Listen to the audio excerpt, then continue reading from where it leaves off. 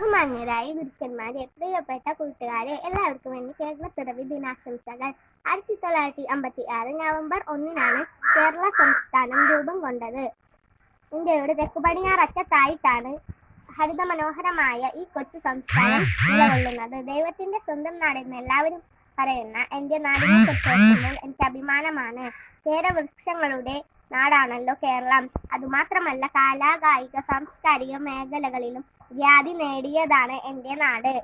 കഥകളി, കൂടിയാട്ടം, വള്ളംകളി, കളരിപ്പയറ്റ് എന്നിവ കേരളത്തിന്റെ മാത്രം പ്രത്യേകതകളാണ്. എഴുത്തച്ഛൻ, ചെറുശ്ശേരി കുഞ്ചൻ നമ്പ്യാർ, ആശാൻ, ഉള്ളൂർ, വള്ളത്തോൾ തുടങ്ങിയ എത്ര കവികൾ, പഴശ്ശിരാജ, കുഞ്ഞാലി മരക്കാർ, സാമൂതിരി തുടങ്ങിയ വീരയോദ്ധാക്കൾ എല്ലാവരും എൻ്റെ നാടിന്റെ വീരതയിലെ തിളങ്ങുന്ന നക്ഷത്രങ്ങളാണ്.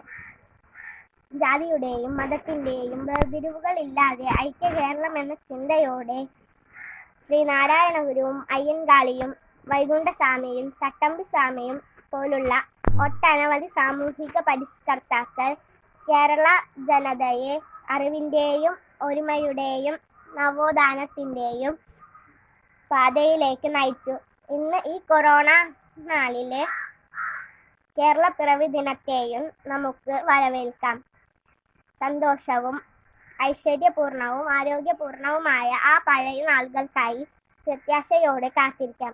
എല്ലാവർക്കും എൻ്റെ അതിജീവനത്തിന്റെ കേരളപ്പിറവി ദിനാശംസകൾ ഒരിക്കൽ കൂടി നേരുന്നു. നന്ദി, നമസ്കാരം.